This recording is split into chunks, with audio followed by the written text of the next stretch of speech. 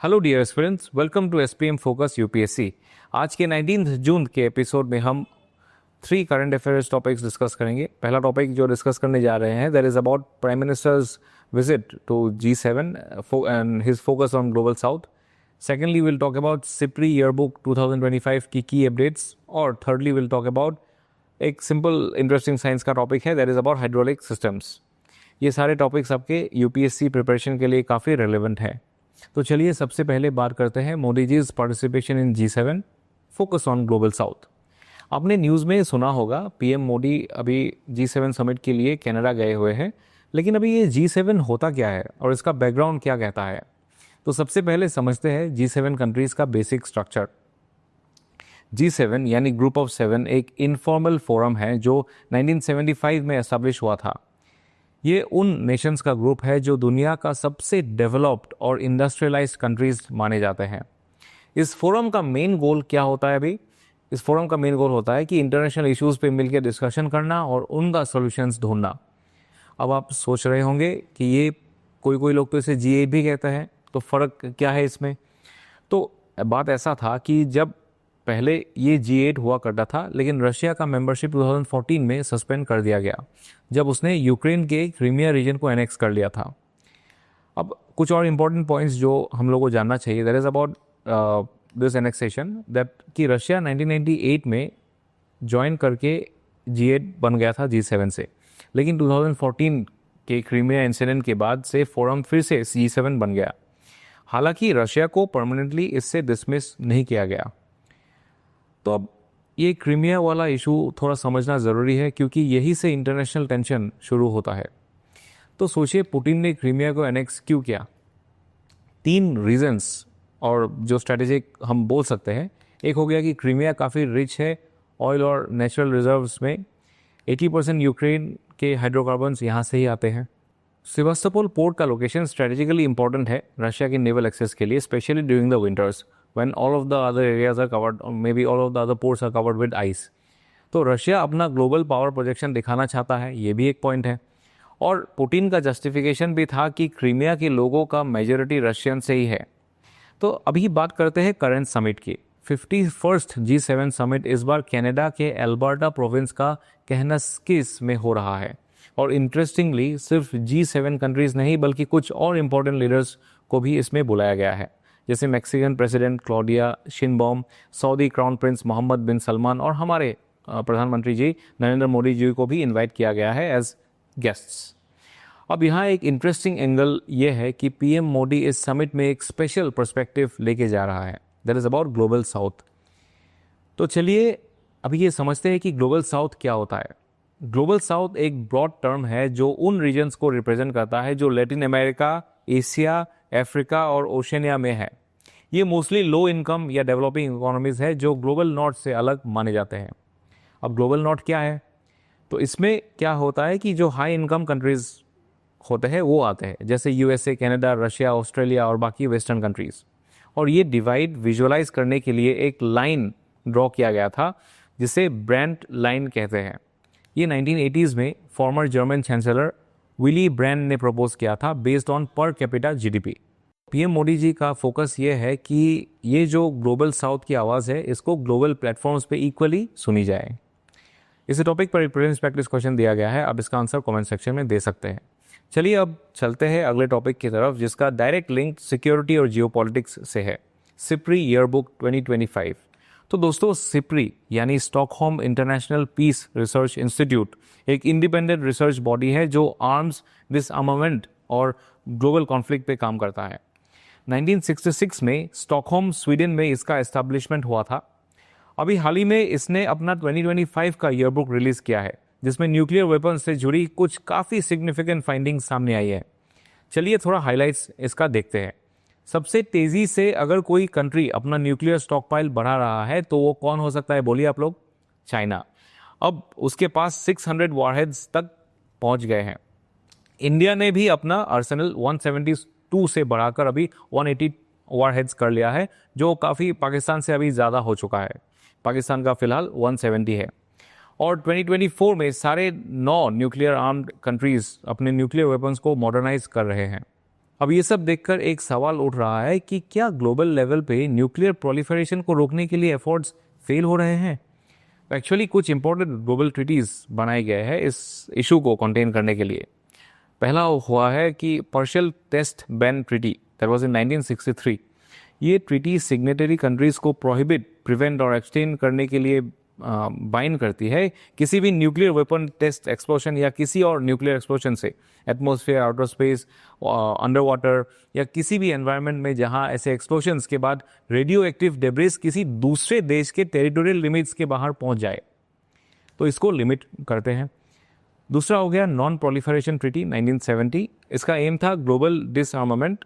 इसमें दो categories define की गई थी, न्यूक्लियर वेपन स्टेट्स जिन्होंने 1967 से पहले न्यूक्लियर टेस्ट किया था, जैसे USA, Russia, UK, France, China. और दूसरा हो गया आपका नॉन न्यूक्लियर वेपन स्टेट्स जो न्यूक्लियर वेपन्स डेवलप नहीं करेंगे। इस ट्रीटी के 191 पार्टीज है, लेकिन इंडिया ने इसे कभी साइन नहीं किया। अब आप पूछ सकते हो क्यों। इंडिया का 3 स्ट्रॉन्ग ऑब्जेक्शंस थे। पहला, ट्रीटी सिर्फ 5 कंट्री को लीगली न्यूक्लियर वेपन रखने को देते हैं। एग्जिस्टिंग न्यूक्लियर स्टेट्स का डिसआर्मामेंट के लिए कोई सिग्निफिकेंट टाइमलाइन नहीं है। और तीसरा, इंडिया का स्टैंड डिसआर्मामेंट के लिए जो है वो यूनिवर्सल और नॉन डिस्क्रिमिनेटरी होना चाहिए। तीसरा जो हम देख सकते हैं, there is about CTBT 1996।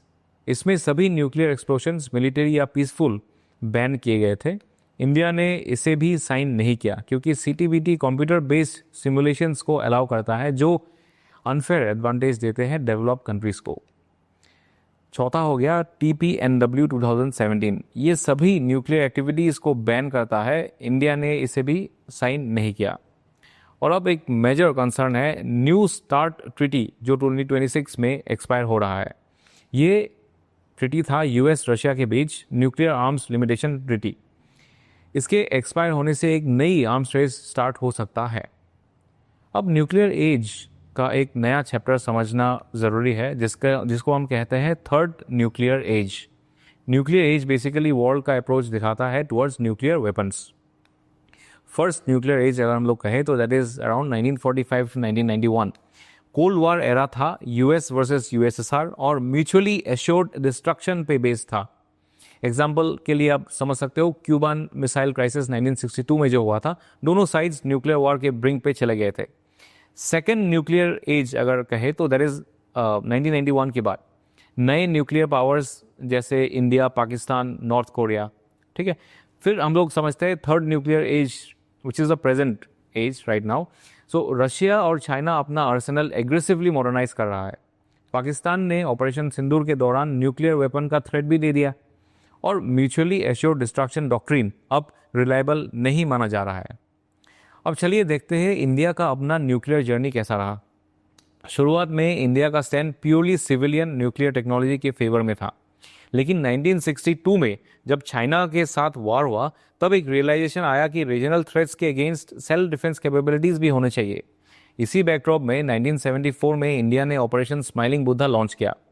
Government ने उस वक्त इसे पीसफुल न्यूक्लियर एक्सप्लोजन बताया, लेकिन ये क्लियरली एक सिग्नल था कि इंडिया के पास अभी न्यूक्लियर टेक्नोलॉजी का कमांड है। फिर आया 1998 जब इंडिया ने ऑपरेशन शक्ति के थ्रू ओपन डिक्लेरेशन कर दिया था कि अब हम एक न्यूक्लियर वेपन स्टेट है। ये टेस्ट पोखरान में हुआ और इसके बाद ग्लोबल रिएक्शन भी काफ़ी मिक्स्ड थे। और फाइनली 2003 में इंडिया ने अपनी ऑफिशियल न्यूक्लियर डॉक्ट्रिन अनाउंस की। ये डॉक्ट्रिन क्या कहता है वो भी हम अभी समझते हैं। डॉक्ट्रिन के की फीचर्स है, सबसे पहला point, no first use policy. इसका मतलब है कि इंडिया कभी न्यूक्लियर वेपन के पहला यूज नहीं करेगा, सिर्फ अगर हम पर कोई अटैक होता है तभी हम रिस्पॉन्ड करेंगे। दूसरा पॉइंट हो गया मैसिव रिटेलिएशन।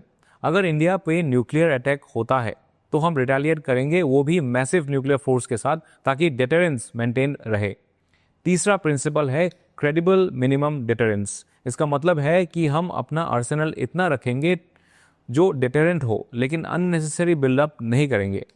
चौथा पॉइंट है सर्वाइवेबिलिटी ऑफ न्यूक्लियर फोर्सेस, यानी अगर हम पर पहला स्ट्राइक हो भी जाए तो हमारे न्यूक्लियर फोर्सेस इतने स्ट्रांग और डिस्पर्स रहेंगे कि हम फिर भी रिटेलिएट कर सके।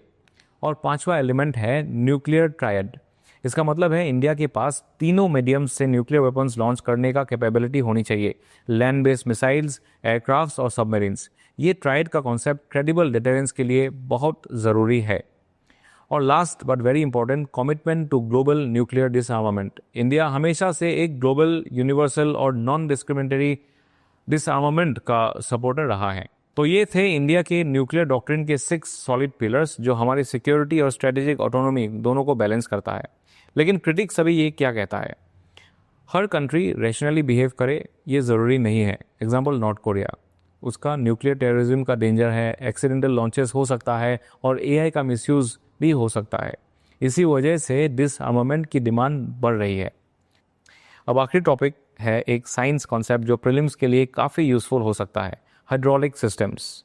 ये मैकेनिकल सिस्टम होते हैं जो फ्लूइड प्रेशर को यूज़ करके काम करता है। Hydraulic car lifts, brakes, machinery सब इसी प्रिंसिपल पे काम करते हैं और ये काम करते हैं पैस्कल्स लॉ पे। अब जो पैस्कल्स लॉ है ये क्या कहता है, अगर किसी कॉन्फाइंड फ्लूइड पर प्रेशर अप्लाई किया जाए तो वो प्रेशर फ्लूइड को हर डायरेक्शन में इक्वली ट्रांसमिट होता है। ये प्रिंसिपल हाइड्रोलिक सिस्टम्स का साइंटिफिक बेस है। अब इसका एक सिंपल एग्जांपल देखते हैं, हाइड्रोलिक कार लिफ्ट। इस सिस्टम में 2 पिस्टन्स होते हैं, एक छोटी पिस्टन जहां से हम फोर्स लगाते हैं और दूसरी बड़ी पिस्टन जिसके ऊपर कार रखी जाती है। जब छोटी पिस्टन से फोर्स लगाते हैं तो ऑयल या फ्लूइड के थ्रू प्रेशर पूरा सिस्टम में ट्रांसमिट होता है। क्योंकि बड़ी पिस्टन का एरिया ज़्यादा होता है तो आउटपुट फोर्स भी ज़्यादा होता है। इसका रिजल्ट अभी क्या होता है, आप एक छोटी सी फोर्स से एक बहुत हैवी कार को आसानी से लिफ्ट कर सकते हैं। यही कॉन्सेप्ट का यूज़ होता है car lifts, aircraft braking systems, earth movers, excavators, cranes और इवन अम्यूजमेंट पार्क राइड्स जो हम कभी कभी एक्सपीरियंस करते हैं। ये सिस्टम्स एनर्जी एफिशिएंट भी होता है और लोड को स्मूथली कंट्रोल कर सकता है। तो दोस्तों, पैस्कल्स लॉ एक फंडामेंटल फिजिक्स प्रिंसिपल है जिसका real world application hydraulic systems में क्लियरली दिखता है। इसी के साथ आज के एपिसोड समाप्त करते हैं। This is focus UPSC signing off. जय हिंद।